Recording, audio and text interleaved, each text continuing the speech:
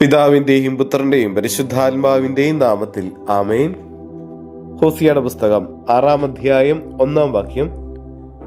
അവർ പറയും, വരുവിൻ, നമുക്ക് കർത്താവിലേക്ക് മടങ്ങിപ്പോകാം. അവിടുന്ന് നമ്മെ ചീന്തിക്കളഞ്ഞു, അവിടുന്ന് തന്നെ സുഖപ്പെടുത്തും.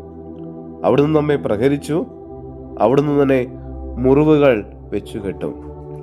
പരിശുദ്ധനും പരിപാലകനുമായ ദൈവമേ, ഞങ്ങൾ അങ്ങയെ ആരാധിക്കുന്നു, സ്തുതിക്കുന്നു, മഹത്വപ്പെടുത്തുന്നു. കർത്താവ്, ഇന്നത്തെ ദിവസം നീ ഞങ്ങൾക്ക് നൽകിക്കൊണ്ടിരിക്കുന്ന എല്ലാ കൃപകൾക്കും അനുഗ്രഹങ്ങൾക്കും നന്മകൾക്കും ഞങ്ങൾ നന്ദി പറയുന്നു. ഞങ്ങളെയും ഞങ്ങളുടെ കുടുംബത്തെയും ഞങ്ങളുടെ കൂടെയുള്ളവരെയും ഞങ്ങളുടെ എല്ലാ നിയോഗങ്ങളെയും കർത്താവെ ഞങ്ങളുടെ കരങ്ങളിലേക്ക് ഞങ്ങൾ സമർപ്പിക്കുന്നു. ഈശോയെ, പ്രത്യേകമായിട്ട് ഞങ്ങളുടെ കുടുംബത്തിൽ രോഗാവസ്ഥയിലൂടെ കടന്നു പോകുന്നവർക്ക് വേണ്ടി ഞങ്ങൾ പ്രാർത്ഥിക്കുന്നു.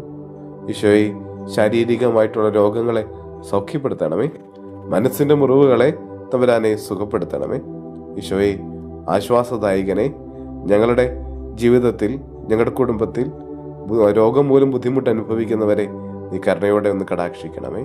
കർത്താവെ, ഞങ്ങളുടെ ജീവിതത്തിലുണ്ടാകുന്ന സഹനങ്ങൾ, ബുദ്ധിമുട്ടുകൾ, പ്രതിസന്ധികൾ, പ്രശ്നങ്ങൾ നിന്നിലേക്കുള്ള ചവിട്ടുപടികളാണ് നിങ്ങൾ തിരിച്ചറിയുന്നു. നിന്നെ കൂടുതൽ മനസ്സിലാക്കാനും നിന്നെ അടുത്തറിയാനും നിന്റെ സ്നേഹം അനുഭവിക്കാനുമുള്ള മാർഗങ്ങളായി തമ്പുരാനെ അതിനെല്ലാം മാറ്റണമേ.